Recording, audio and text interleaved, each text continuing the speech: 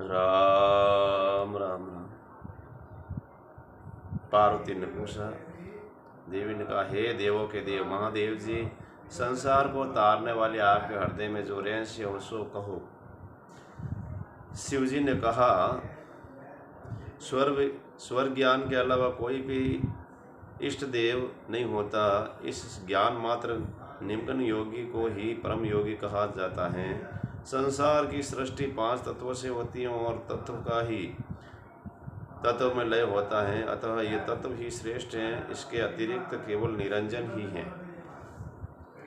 योगियों का योग की साधना करते हुए इस तत्व का रहस्य जानना चाहिए। इसका ज्ञानी अर्थात इन्हें जानने वाला दुष्ट व्यक्तियों को शीघ्र ही समझ सकता है।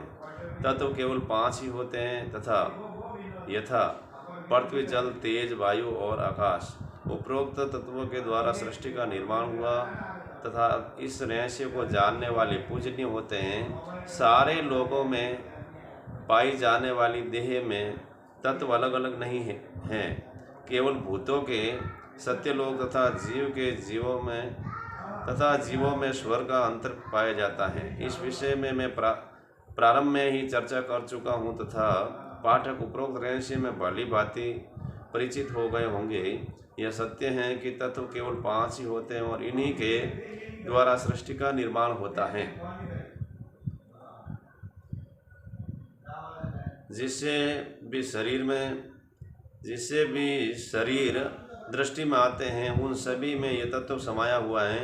इन तत्वों के बिना कोई भी शरीर नहीं, अर्थात प्रत्येक देह में यह तत्व क्रिया कर रहे हैं, जबकि स्वर सभी का अलग अलग होता है।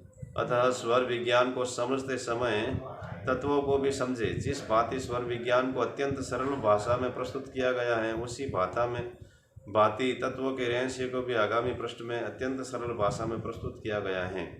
स्वर के साथ तत्व का तालमेल देखकर उचित समय में किया गया उचित कार्य सर्वदा लाभदायक होता है।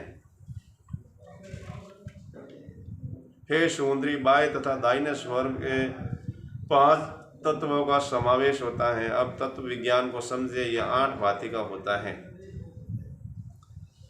तत्वों का योग, स्वर की संधि, स्वर की पहचान, स्वर के स्थान, स्वर का वर्ण, स्वर का प्राण, स्वर का स्वाद, स्वर की गति। उपरोक्त प्रकार के प्राणादि वायु इस जगत में सदा ही रहते हैं। विश्वास करो कि सूर्योदय विज्ञान में से बढ़कर करके कोई विज्ञान नहीं है। प्रातः काल से स्वर के बहने अर्थात चलने की क्रिया देख रहना चाहिए। योगी जन इसी विद्या के द्वारा काल को ठगने का प्रयास करते हैं। समाधि लेकर प्राण छोड़ना इसी क्रिया का अद्भुत कौतुक है। अपने हाथ के दोनों अंगूठों को दोनों कानों पर रख करके मध्यमा अंगुली के द्वारा नाक के छिद्र को अनामिका के द्वारा, कनिष्ठिका अंगुलियों के द्वारा, मुख को तर्जनी अंगुलियों के द्वारा, आंखों को बंद करके उपरोक्त भांति करने से तत्वों का ज्ञान होता है। जब आप उपरोक्त क्रिया करोगे तो बंद नेत्रों से ही प्रकाश का रंग पहचानने का प्रयास करें। आपको विभिन्न रंग दिखाई देंगे। वह रंग निम्नलिखित होंगे तथा उसके साथ निम्नलिखित तत्वों का योग होगा।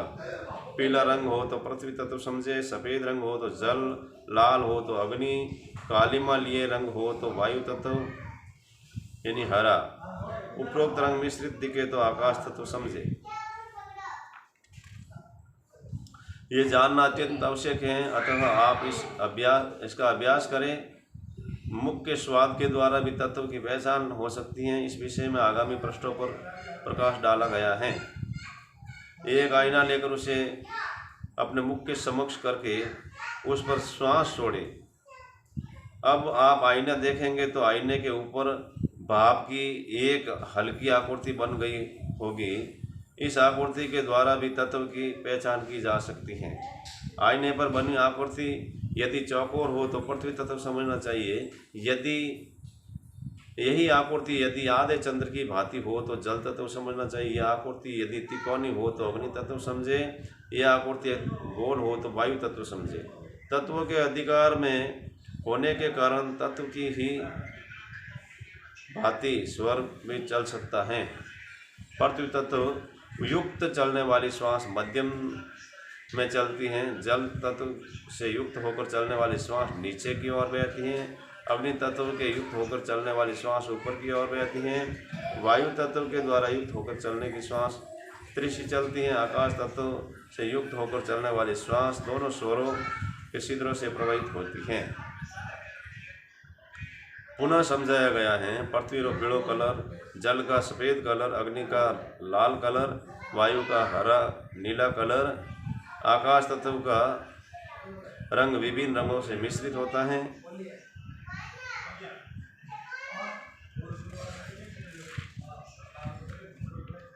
अब तत्वों का निवास बताया गया है। दोनों कंधों पर अग्नि तत्व, नाभि में वायु तत्व, घुटनों में पृथ्वी तत्व, पांवों में जल तत्व, सिर पर आकाश तत्व रहता है।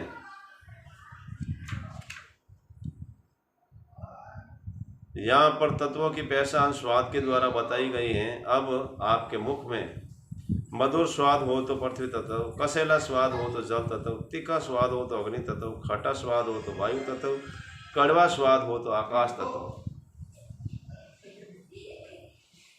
यहाँ पर तत्वों के प्रभाव के कारण श्वास की गति का आकर्षण करते हुए शिवजी ने बताया। वायु तत्व की श्वास 8 अंगुल, अग्नि तत्व की श्वास 4 अंगुल, पृथ्वी तत्व की श्वास 12 अंगुल, जल तत्व की श्वास 16 अंगुल प्रभावित होती हैं। राम राम राम।